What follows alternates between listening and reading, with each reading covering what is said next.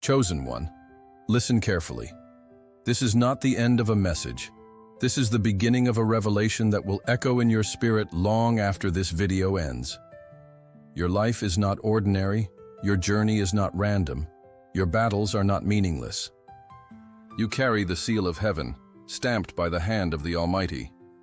And because of that, everything that rises against you is not really rising against flesh and blood, it is rising against the throne of God Himself. That is why no attack succeeds. That is why no curse prevails. That is why no enemy escapes the justice of the Lord.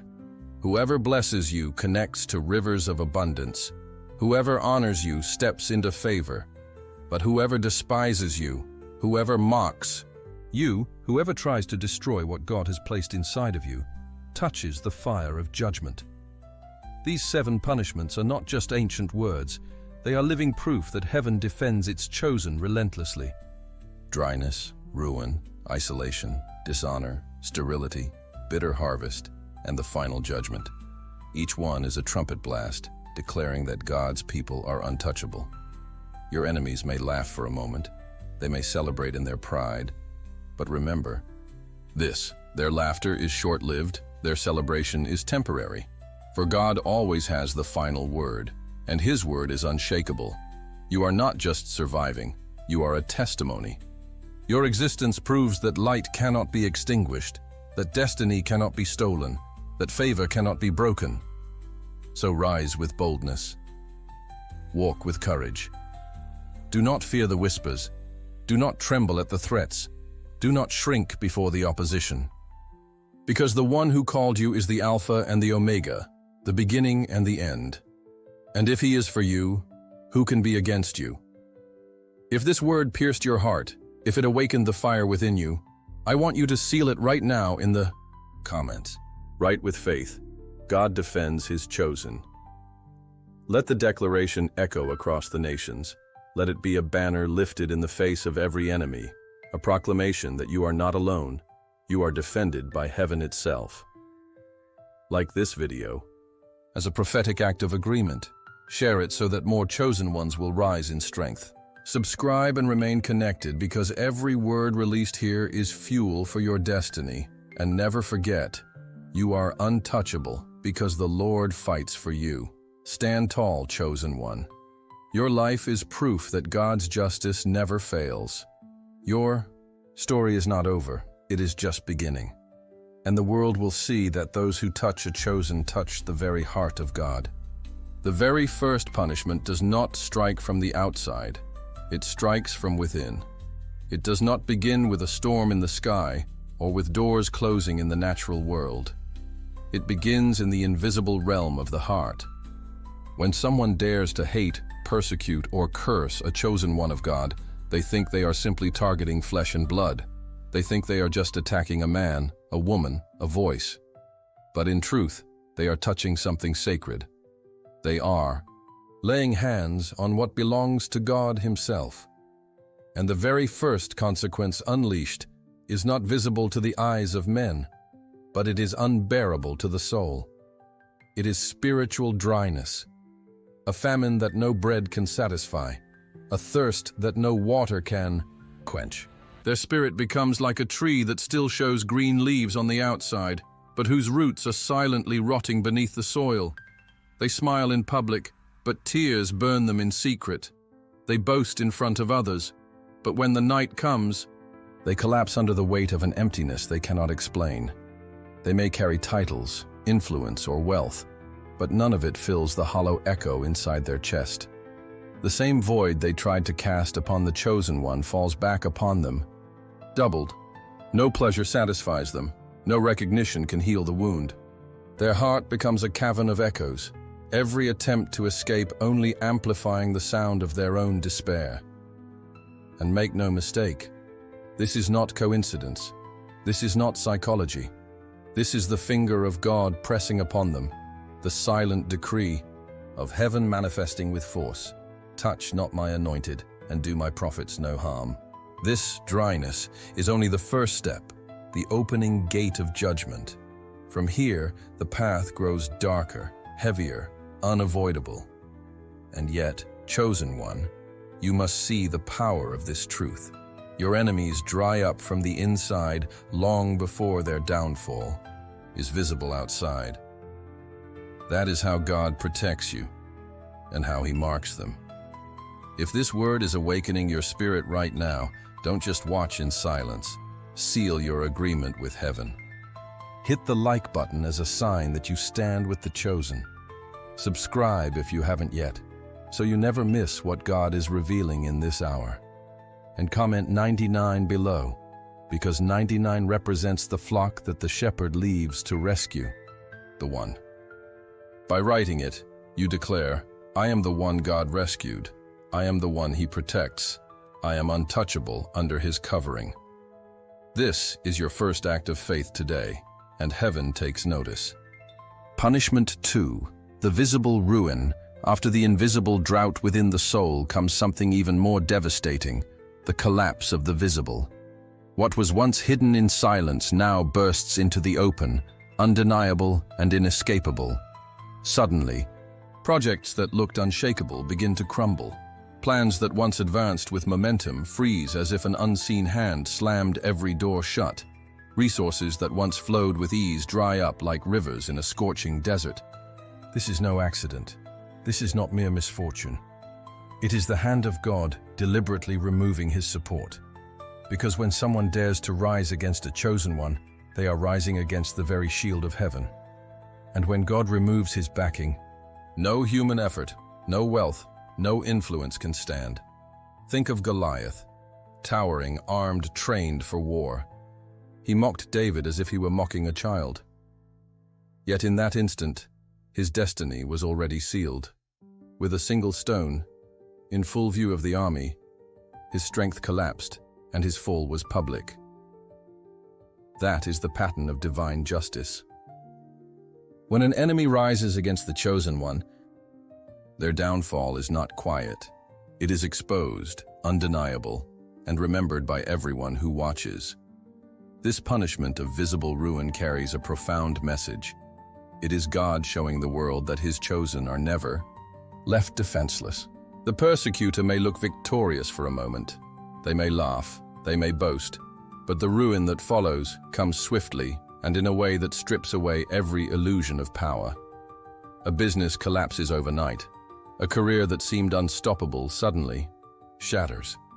Influence evaporates. Their reputation, once carefully built, is dragged into the mud by their own failures. And people begin to whisper, not out of gossip, but out of awe. Surely the hand of God is against them. And here lies the mystery. The chosen one doesn't need to fight for this exposure. They don't need to defend their name. They don't need to orchestrate revenge.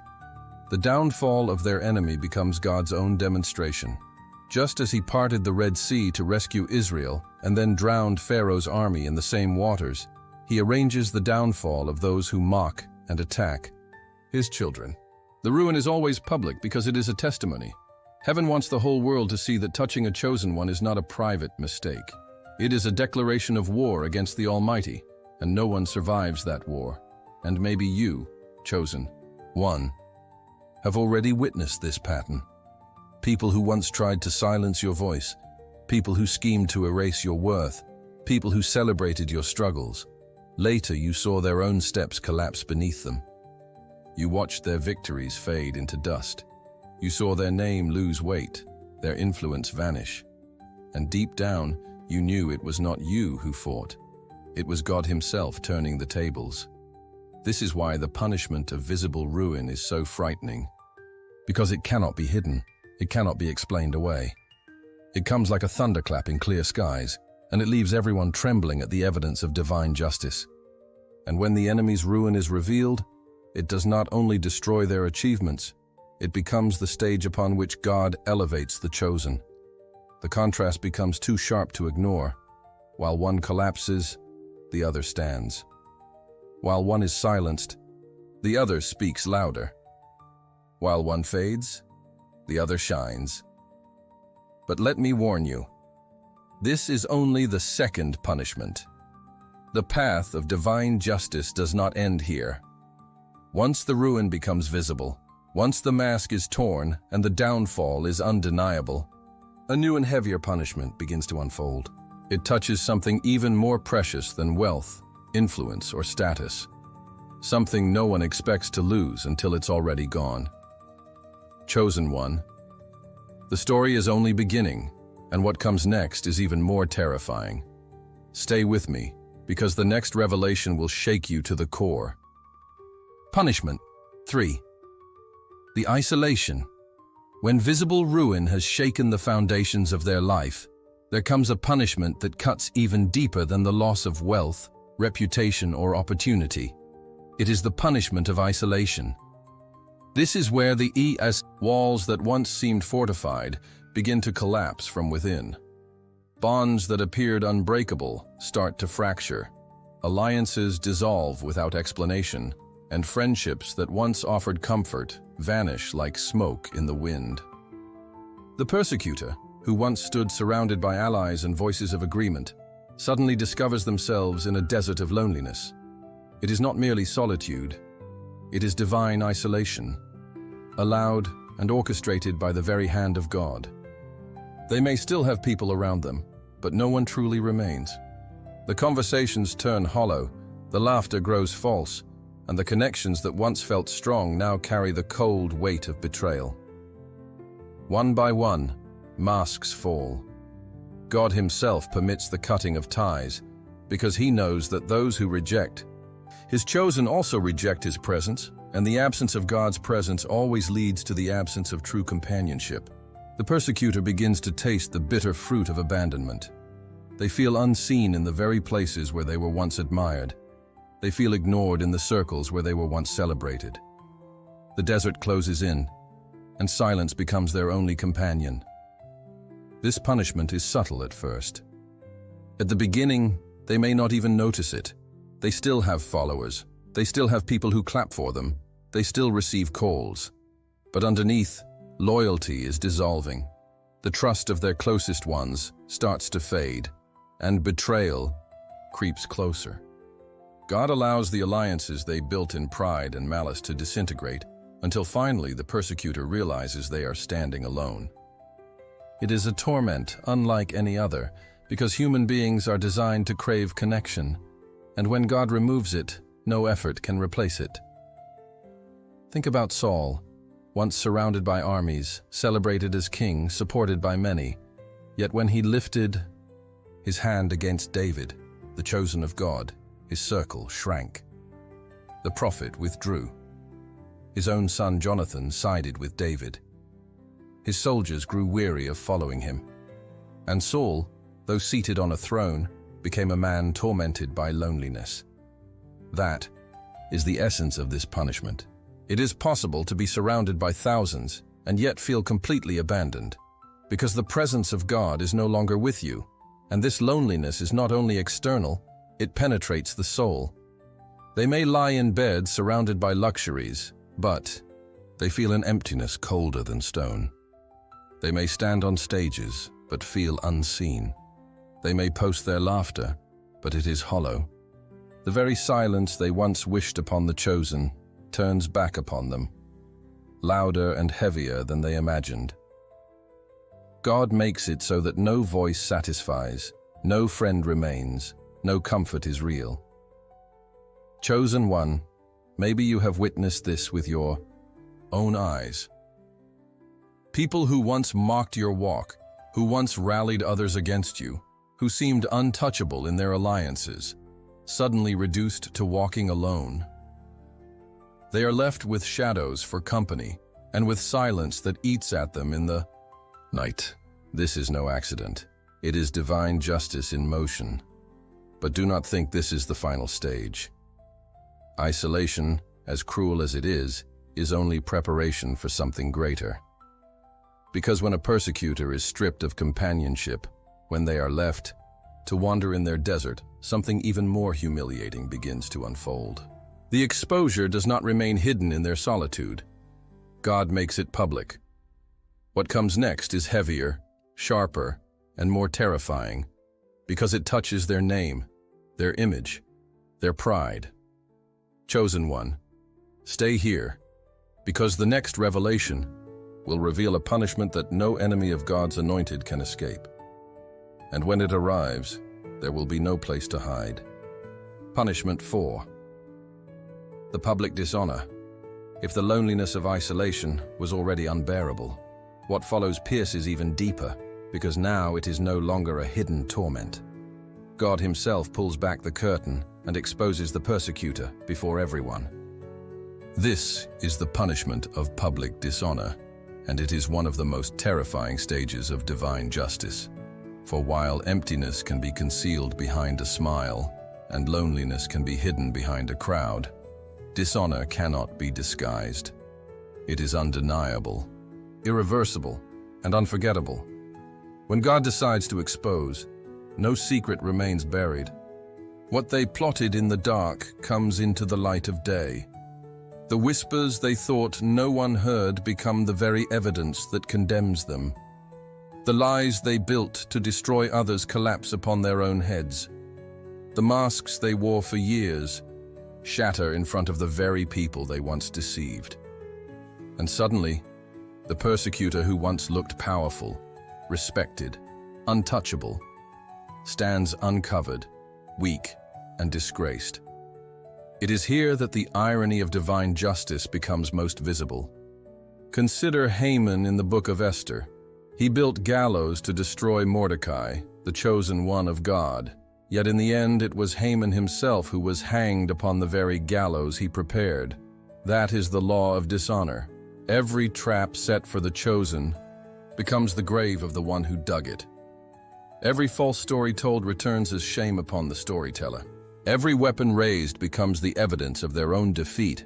And when this dishonor comes, it is not silent. It is not private. God makes sure that it happens publicly, so that no one doubts who is truly in control. Their reputation crumbles in full view. Their name, once spoken with admiration, is now whispered with pity, with disgust, with fear. The same lips that mocked the chosen now carry the story of their downfall. The same people who clapped for their victories now shake their heads at their shame. And this humiliation is not temporary, it marks them. Because reputations once shattered are like glass on stone. They can never be restored to what they were. Why does God allow this? Because he wants the world to see that touching a chosen one is never without consequence. He allows the dishonor to be visible, undeniable, and permanent, so that everyone around knows. This is what happens when you rise against my anointed. He writes the story of disgrace so clearly that no one can rewrite it. And chosen one, let this truth sink deep. You don't need to defend yourself. You don't need to run after those who lied about you. You don't need to fight to clear your name. God himself takes the role of judge, and when he acts, he does it so openly that the world becomes witness. Your silence becomes your strength, because your enemy's exposure speaks louder than any words you could ever say. But do not think this punishment is the end. Public dishonor is brutal, but it is only the fourth step. The road of judgment goes further still. After the shame, after the collapse of their reputation, after the loss of trust, there comes an even heavier blow, one that strikes not only their name, but the very fruit of their labor, the outcome of their hands. What good is a person's life if everything they touch turns to dust? That, chosen one, is where the next revelation takes us. The punishment of sterility, the drying up of every effort. And once that begins, no enemy of God's chosen can escape its grip. Stay with me, because what comes next is devastating. Punishment 5. The sterility of their efforts. If public dishonor stripped them of their name, this next punishment strikes at something even more painful: their ability to produce, to build, to create results.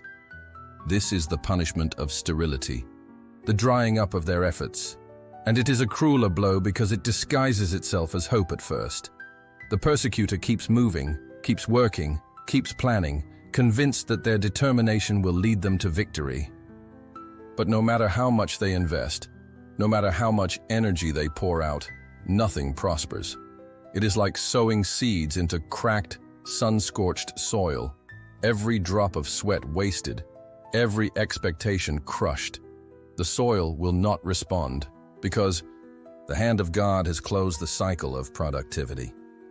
This sterility is not laziness, it is not incompetence, it is judgment. God allows their efforts to become empty, their dreams to stay suspended, their goals to wither before their eyes. They can water the ground with money, with connections, with influence, but the seed will not sprout. They can labor from dawn until dusk, but at the end of the day, they return with hands that are still empty. The chosen do not even need to lift a finger for this to happen. It is heaven itself standing against the persecutor.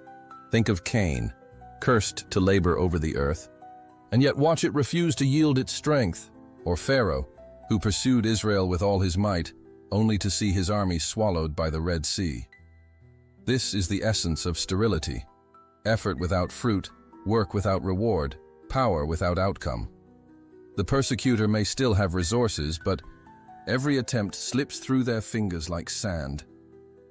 They may still have strength, but it accomplishes nothing. They may still have ambition, but it leads them nowhere. And this sterility torments the soul because it does not arrive all at once. At first, it looks like a delay. They think, maybe next season will bring the breakthrough.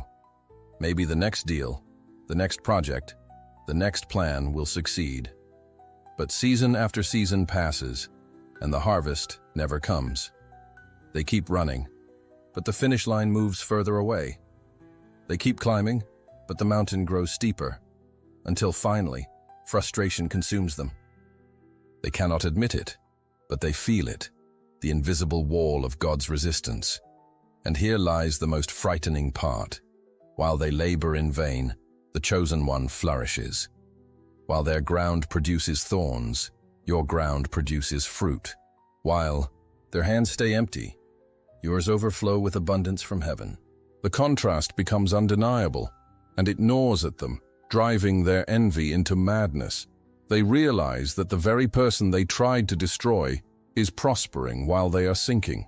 And yet, they cannot stop the cycle, because God Himself has locked the soil against them.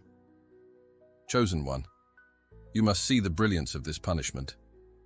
God doesn't need to strike with fire from heaven to show His justice. Sometimes all He does is close the womb of productivity. He says, "No more." And the persecutor spends a lifetime running in circles, exhausted, bitter, unable to change the outcome. Their greatest torment is not the effort, it is the emptiness of the result. But remember, sterility is not the final blow. It is only the stage that prepares for something even heavier. Because after years of pouring themselves out only to reap nothing, there comes a moment when what they planted in hatred begins to return in full measure. The law of heaven declares it: whatever a man sows, that he shall also reap. And what comes back is not silence, not emptiness, but a harvest. A bitter harvest they cannot escape. Stay here, because the next punishment is the one that reveals just how terrifying divine justice can become. Punishment 6. The bitter harvest. There is a law written in eternity, unbreakable, unchanging, and unavoidable. Whatsoever a man sows, that shall he also reap. It is not an opinion, it is not a suggestion, it is a decree from heaven itself. And when someone dares to sow hatred, envy, and persecution against a chosen one of God, they set into motion a law that no power in the universe can stop. Their harvest will come, and it will not be gentle. It will not be sweet. It will be bitter. So bitter that every moment of joy they once knew will taste like ash in their mouth. Every curse they spoke returns to them like an echo multiplied. Every stone they hurled against you comes back as an avalanche, crushing their own ground. Every trap they dug becomes the pit where they stumble. This is the divine balance of justice. Nothing sown in wickedness escapes the harvest. If they tried to steal your peace, they wake every morning in torment. unable to rest, unable to breathe without anxiety. If they tried to close your doors, theirs are slammed shut with force they cannot resist. If they spread lies against your name, those same lies circle back and strangle their own reputation. It is as though the very seeds they threw into the soil of hatred have grown into poisonous trees whose fruit they themselves must now eat. This bitter harvest comes with precision. God does not need to invent punishments out of nowhere. He simply allows them to taste the fruit of their own planting.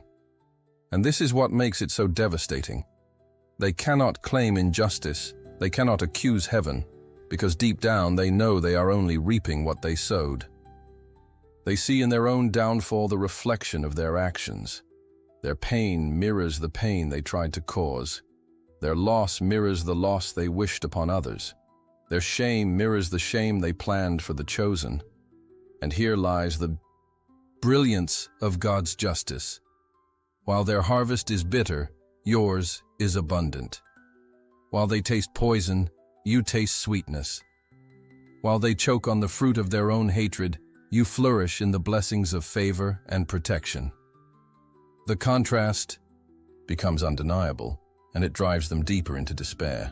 Because nothing is more humiliating than watching the one you tried to destroy rise higher while you sink under the weight of your own actions. But the harvest is not only external, it seeps into their spirit. They feel hunted by their own choices. Every time they look over their shoulder, they see the shadow of what they did returning to claim them. They realize that there is no escaping this law. You cannot plant thorns and expect roses. You cannot sow venom and expect honey. And the terrifying part is this: the harvest does not return equal, it returns multiplied. What they gave out in hatred comes back to them magnified in pain. Chosen one, this is why you must never fear what your enemies say or do. Their words are seeds, and seeds always return. They may laugh today, but their harvest is already growing, beneath the surface, waiting for its appointed season. And when it arrives, it will not be quiet. It will not be hidden. It will manifest in ways they cannot deny. But do not think this bitter harvest is the final stop. It is only the sixth punishment, and there is still one more, the most terrifying of all.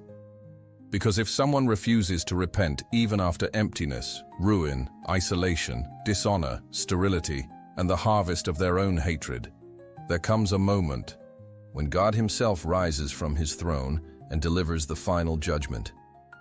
And when that judgment falls, there is no escape, no reversal, no second chance. Stay here, because what is about to be revealed will shake you to your core. Punishment 7, the final judgment.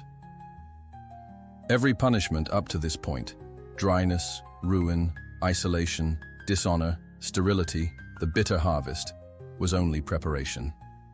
Each stage was a warning, a divine opportunity for repentance, a chance to turn back, before it was too late. But when the persecutor hardens their heart, when they continue to rage against the chosen despite every sign, there comes a moment so dreadful that words tremble to describe it. It is the last punishment, the heaviest, the most terrifying of them all, falling into the hands of the living God. This judgment is not like the others. The earlier punishments still allowed space to breathe, to reflect, to repent. But the final judgment is the closing of the book, the sealing of the decree, the voice of God rising in thunder. Enough. And when that word is spoken from heaven, there is no power in earth, no angel in heaven, no demon in hell that can reverse it. The persecutor is no longer wrestling with consequences. They are now standing before the throne of the Almighty.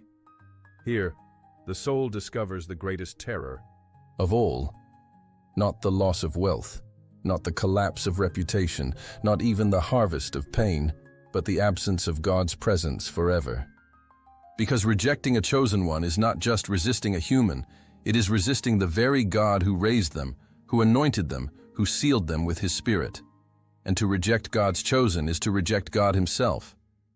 That rejection leads to one place: eternal separation, an endless exile from the light, an eternal silence where mercy no longer speaks. Think of Pharaoh, who after plague upon plague still hardened his heart. In the end, it was not just his army that drowned, it was his destiny.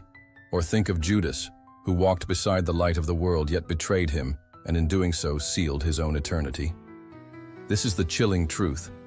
When someone persistently rises against what God has chosen, they are not merely opposing people, they are opposing eternity itself, and eternity always wins. The final judgment comes in many forms. For some, it looks like every road closing until there is nowhere left to turn. For others, it manifests in a lifetime of wandering, like Israel in the wilderness, but without hope of ever entering the promised land. And for those who refuse to repent until the end, it culminates in the ultimate punishment, eternal condemnation, cut off from the presence of the one who is life itself. No more chances, no more mercy, no more opportunities. It is the heaviest punishment because it does not end, it stretches beyond time into forever. And yet, chosen one, here lies the mystery that should fill your spirit with holy fire. While your enemies are consumed by judgment, you are sustained by grace. While they are separated, you are drawn closer. While they fall into darkness, you walk in light. This contrast is not accidental. It is God's way of showing the universe who belongs to Him.